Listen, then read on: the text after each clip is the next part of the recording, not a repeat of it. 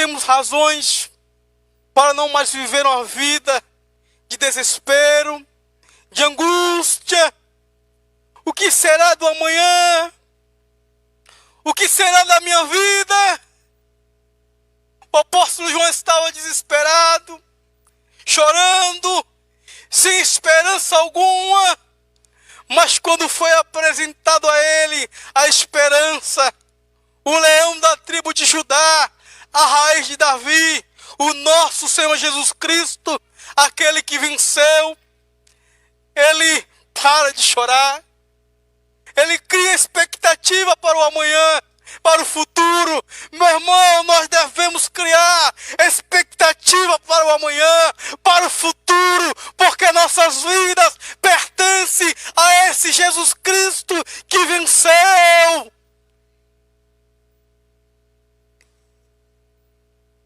E Jesus vencendo, isso implica em quê? Implica não mais medo da morte. Oh glória! A morte não pode mais nos causar medo, porque a morte não foi capaz de segurar o nosso Redentor no túmulo. Ele venceu a morte. E a ressurreição de Jesus, o Jesus ressurreto, implica nisso. Nos dá confiança do amanhã, nos dá confiança que essa noite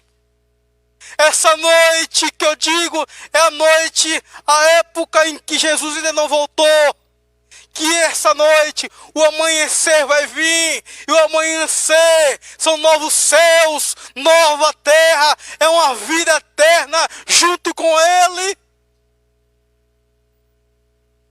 O Jesus glorificado, ressurreto, implica nisso, meu irmão, em ousadia, em enfrentar a morte, não mais ter medo da morte. Quantos cristãos, salvos pelo sangue do Cordeiro, quando fala sobre a morte, tremem sua mão. Certa feita eu estava conversando com uma pessoa sobre esse assunto, sobre a morte, ela chorava, as mãos ficavam geladas, suadas, porque ela não tinha certeza da salvação, ela não tinha certeza que Jesus ele venceu. E quando nós não temos a visão desse Jesus glorificado, desse Jesus ressurreto, o medo nos oprime, o diabo nos oprime, mas quando nós temos a visão desse Jesus que venceu a morte, venceu o mundo, venceu o pecado, venceu o diabo, nada pode nos oprimir, nada pode nos causar medo. Então, meu irmão, a partir de hoje, faça de tudo para que esta visão do Cristo glorificado seja cada vez maior na sua vida. A ressurreição de Jesus, o Cristo ressurreto, implica em quê? Implica em que nós estamos perdoados. Nós não permanecemos mais nos nossos pecados. Nós não iremos mais ter sobre nós a ira de Deus. Isso é coisa maravilhosa, meu irmão. Isso é coisa extraordinária. Essas verdades que a Bíblia nos apresenta sobre Jesus. Que nós vamos pregar mais sobre esse Jesus glorificado, esse Jesus ressurreto. Que venham ser feitos mais louvores, mais hino sobre esse Jesus ressurreto, sobre esse Jesus glorificado. Que a igreja venha pregar mais sobre essas verdades. Que é isso que nos liberta, é isso que nos cura, é isso que nos aviva. Ele foi recebido na glória. Quando o apóstolo Paulo diz: grande é o mistério da piedade, em 1 Timóteo capítulo 3, verso 16, se referindo a Jesus, porque grande é o mistério. aquele Jesus que foi manifestado na carne, foi justificado em espírito, crido no mundo e recebido na glória.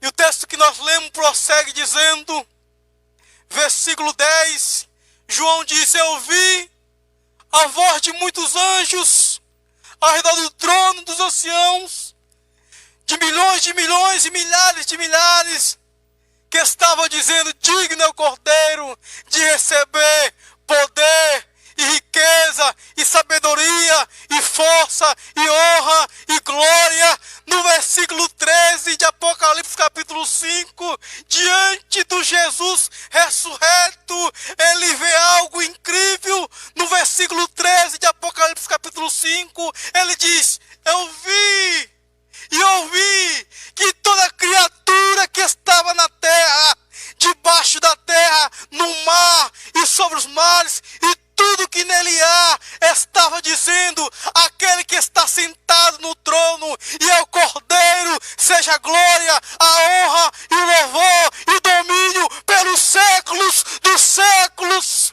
Meu irmão, João viu que toda criatura, toda que está na terra, que está debaixo da terra, que está no mar, sobre o mar e tudo que nele há, estava glorificando o Cristo ressurreto, estava exaltando o Cristo ressurreto, dizendo a ele: seja a glória, a ele seja o domínio, a ele seja o louvor, pelos séculos dos séculos. Meu irmão, isso está próximo, por todos os séculos, por toda a eternidade. Toda criatura e nós, toda a sua igreja, nós iremos estar cantando para sempre este louvor, este hino ao Cordeiro. Seja a glória, a força,